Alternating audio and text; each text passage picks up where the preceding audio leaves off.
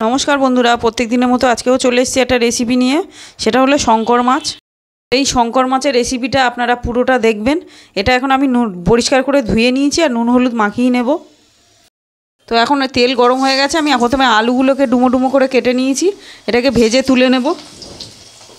এখন মাছটাকে নুন হলুদ মাখিয়ে নেব, নুন পরিমাণ মতো। আর এই মাছটা অনেক বড় সাইজের মাছ, একটা প্রায় 1.5 কুইন্টাল মাছ থেকে মাছটা নিয়ে এসেছি।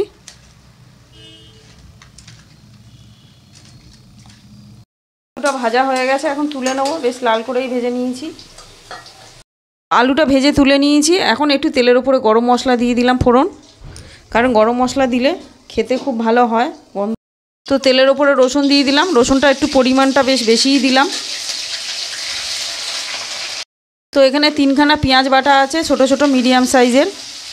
পেঁয়াজটা একটু ভাজা ভাজা হয়ে আসলে তারপর দেব আদা বাটা। তো অনেকটাই কষানো হয়ে গেছে, এখন একটু আদা বাটা দিয়ে দেবো 1 চামচ।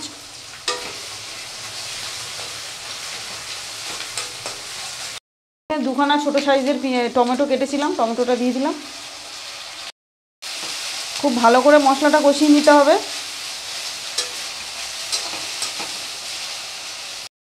এখন লঙ্কার গুঁড়ো, নুন আর হলুদ গুঁড়ো দিয়ে দেবো।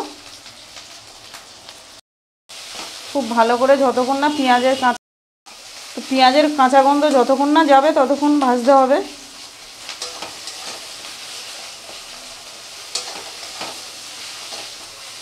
এক চামচ জিরে বাটা দিয়ে দিলাম। জিরে বাটাটা দিয়ে আরেকটু কষাতে হবে।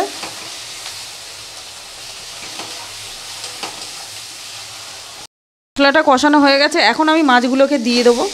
পুরো মাছগুলো দিয়ে আবার ভালো করে কষাবো। মাছটাকে আমি ভাজলাম না, এটা ভেজেও করা যায়, আবার না ভেজেও কষিয়ে করা যায়।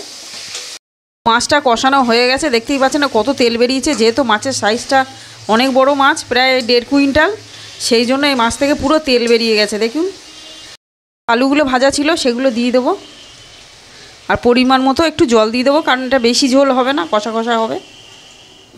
এখন পরিমাণ মতো জল দিয়ে দিয়েছি, দিয়ে এখন ঢাকা দিয়ে দেবো যেটুকুনি সময় লাগবে আলুটা সিদ্ধ হতে আর মাছটা সিদ্ধ হতে।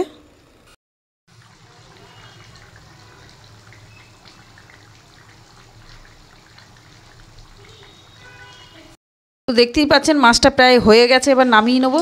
একদম কষা কষা করে নিয়েছি, একটু গ্রেভি রেখেছি। এটা ঝোলটা টেনেও যাবে ঠান্ডা হলে। আর শঙ্কর মাছের এই রেসিপিটা আপনারা অবশ্যই বাড়িতে করবেন, খুবই ভালো। এবার নামিয়ে নেব, মাছটা হয়ে গেছে।